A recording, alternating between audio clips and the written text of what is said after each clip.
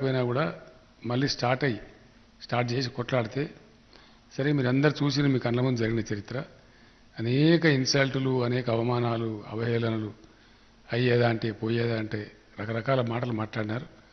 కానీ భగవంతుని దయ తెలంగాణ ప్రజల అదృష్టం చాలా గొప్పగా మన రాష్ట్రాన్ని సాధించుకున్నాం. చాలా తికమగా పెట్టినారు నన్ను అప్పుడు కూడా. హైదరాబాద్ మీద కాంప్రమైజ్గా ఇదిగా అదిగా అంటే హైదరాబాద్ లేని తలకాయలేని మొండవితే తెలంగాణ మాకెందుకు ప్రాణం పోయినేస్తారు ఒప్పుకోమని చెప్పి చివరికి హైదరాబాద్ సమేతంగా మన తెలంగాణ రాష్ట్రాన్ని మనం సాధించుకున్నాం. ఇక్కడనే నేను మీకు ఒక ముఖ్యమైన పాయింట్ చెప్పాలి. ప్రభుత్వాలు పనిచేస్తాయి, పెద్ద ఇష్యూ కాదు. ఎవరి ప్రభుత్వమైనా పనిచేయాల్సిందే, తోచిన కాడికి చేస్తారు. ఇక్కడ మనం పనిచేసిన పద్ధతి ఏంటంటే ప్రతిదాన్ని ఒక టాస్క్ లాగా తెలంగాణ ఉద్యమాన్ని తెలంగాణ రాష్ట్రం సాధించడాన్ని ఎట్లయితే భావించుకున్నామో, ఇప్పుడు కరెంట్ ఉన్నది. నాకన్నా ముందు చాలామంది ముఖ్యమంత్రులు పనిచేసిండ్రు.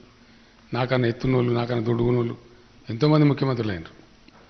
ఒకటి చిన్న ప్రశ్న మనం ఆలోచించుకుంటే తెలుస్తుంది, ఎందుకు కరెంట్ ఇవ్వలేకపోయినరు, ఏం కారణం? ఇవాళ ఎక్కడికి వెళ్ళి వచ్చింది కరెంటు? రావటమే కాదు, ఇంత క్వాలిటీగా. గతంలో ఆ బాధలు సిద్దిపేటలో హరీష్కి ముందు నేను ఎమ్మెల్యే ఉన్నప్పుడు అది వర్ణనాతీతమైన బాధ. ఒక్కొక్క ట్రాన్స్ఫార్మర్ కాలిపోతే ఎట్లా డబ్బులు లంచాలి, ఇలా ట్రాక్టర్లు పెట్టుకొని ఎట్లా సబ్స్టేషన్ల కాడికి పోవాలి, 4 రోజులకు వచ్చేది కాదు. ఎవడ 5 ఎకరాల పొలం అయితే తప్పక 2 ఎకరాలు ఎండిపోవడే. పారే సమస్య లేదు, వేసిన పంట పూర్తిగా పండే సమస్య కూడా లేకుండే. తెలంగాణ వచ్చిన రోజు నేను కొన్నిసార్లు ఏడ్చుకుంటూ రైతులకు దండం పెట్టి చెప్పింది, మీరు ఆత్మహత్య చేసుకోకండి, ఒక 2-3 ఏళ్ళు బతికి ఉండండి, నేను మిమ్మల్ని కాపాడుకుంటా అని చెప్పి కూడా చేతులెత్తి దండం పెట్టి చెప్పినాం. ఒక పాలసీగా ఇప్పుడు కొంతమంది తెలిసి తెలియక తెలివిలేక ఏదేదో మాట్లాడుతుంటారు, అవి పట్టించుకోండి. నేను కారణం ఏంటంటే తెలంగాణ కలబడి కొట్లాడి తెచ్చుకున్నాం. ఈ తెచ్చుకున్న తెలంగాణ నిలబడాలి. ఎట్టి పరిస్థితుల్లో నిలబడాలంటే 100% గ్రామీణ ప్రాంతాలు చల్లగా ఉండాలి, రైతులు బాగుండాలి, రకరకాల బాధలు వాళ్ళకు ఉన్నాయి తొలగిపోవాలని చెప్పి రైతు బంధు రైతు బీమా లాంటి స్కీమ్ తెచ్చుకున్నాం. 24 గంటలు ఫ్రీ కరెంట్ ఇచ్చుకుంటా ఉన్నాం. ఎక్కడ ఏ రాష్ట్రం కూడా ఏది ఇండియాలో వాగ్దానాలు చెప్పినా మోసం చేస్తారు తప్ప ఇయ్యరు. అది చాలా కఠినమైన పని. ఎందుకంటే అంత దాన్ని మెయింటైన్ చేయాలంటే మీకు ఒక విషయం చెప్తే మీరు నమ్మలేరు.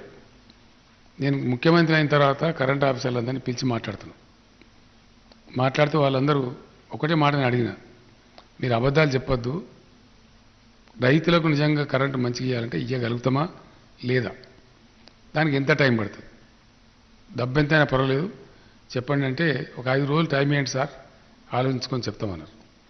పోయి వచ్చిన 5 రోజుల తర్వాత అందరు ఆఫీసర్లు కూర్చొని మాట్లాడుకుని వచ్చి నాకు చెప్పిండ్రు, మీరు సంకల్పం తీసుకుంటే ఇవ్వగలుగుతాం సార్ డెఫినెట్గా అని చెప్పి.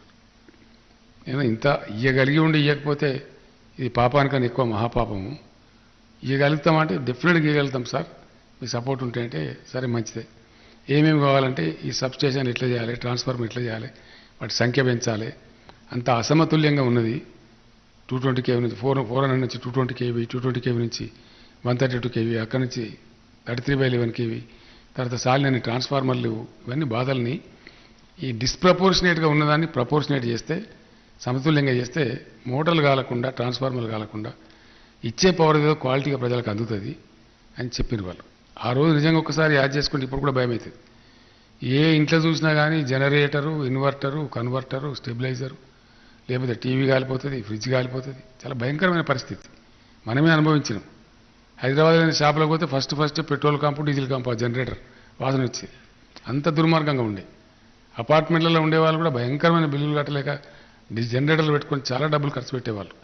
అంటే దాని ద్వారా వచ్చిన దుష్పరిణామాలు చాలా ఉండేవి. దాన్ని ఒక 7-8 నెలల టైంలో చాలా వరకు బాగా చేసి అన్ని రంగాలకు ఇచ్చినాం, ఒక వ్యవసాయం తప్ప 24 గంటలు క్వాలిటీ కరెంట్ ఇచ్చినాం. ఈవెన్ ఇండస్ట్రీ కూడా ఇచ్చినాం. మొత్తం రైతులకు ఇచ్చే ముందు ఎలక్ట్రిసిటీ అధికారులు ఇట్లా గదగద వణుకుతున్నారు, ఈయనరా భయ్ ఏం కాదు, అట్లుంటేనే మీకు మంచిగా ఉంటుంది అని. ఉన్న చిన్న కిటికీ ఏంటంటే ఈ 7 గంటలే వస్తుంది అంటే 7 గంటల టైంలోనే ప్రతి ఒక్కరు కరెంట్ వస్తుడు. ఆ స్టార్టర్లలో కట్టెలు పెట్టుడు, 3 ఫేజ్ లేకపోతే ఇంకోటి వేసి అది తమాషలు. అందరూ ఒకటేసారి పెడితేప్పటికీ ట్రాన్స్ఫార్మర్లు కాలిపోడు, మోటార్లు కాలిపోడు. నేను చెప్పాను మీరు అంతా భయపడే అవసరం లేదా, 24 గంటలు ఉన్నట్టయితే నా ఇష్టంలో నేను పెట్టుకుంటా, ఇంకోటి ఇష్టం, ఎవరికి వీలుని బట్టి వాళ్ళు పెట్టుకుంటారు. ఒక ఆయన భువనగిరి వచ్చి పెట్టుకుంటాడు, ఒక ఆయన పెట్టుకొని భువనగిరి పోతాడు. ఒకటేసారి అందరూ పెట్టరు, వాళ్ళ వీలుని బట్టి పెట్టుకుంటారు. ఉంటుంది అనే భరోసా ఉంటే ఆరాంగా చేసుకుంటారు. మీరు అంత పరిశాన్ కాకుండా చెప్తే ఇచ్చిండ్రు. ఇప్పుడు రైతులంతా ఏం చెప్తున్నారు 3 గంటలు ఇస్తారంటే 3 గంటలు ఏడవుతారా నాకు అర్థంగా తిడుతున్నారు ఇష్టం వచ్చినట్టు 24 గంటలు ఉంటే ఎవరికి వీలినట్టు వాడు పెట్టుకుంటాడు నడుస్తుంది బతుకుతాం కానీ అది ఎట్లా సాధ్యమైందనే మాట వస్తుంది. అప్పుడు రైతులు కూడా అన్నారు స్టార్టింగ్లో నాతో ఏమన్నారంటే సార్ 24 గంటలు సాయంత్రం ఉన్న భూగర్భం నీళ్ళు ఎత్తిపోతాయేమో అది కూడా పరిస్థితి అవుతుందేమో అర్థం కాక దానికి సంబంధించి మనం ఏం చేసినామంటే మిషన్ కాకతీయ చేసుకొని ఆ రోజు కాకతీయ రెడ్డి రాజులు పుణ్యం కట్టుకుని మనకు తవ్విచ్చిన చెరువులు ఆంధ్రప్రదేశ్లో చాలా ఆగమైపోయినాయి అవి. మళ్ళీ 46,000 చెరువులు మిగిలితే ప్రతి ఒక్క చెరువును కూడా మంచిగా చేసి దాని సామర్థ్యం పెంచుకున్నాం. అయితే ఆ రోజు జరిగింది ఏంటంటే అధికారులు వచ్చిన తర్వాత లాస్ట్ 2 పాయింట్లు అడిగారు నన్ను.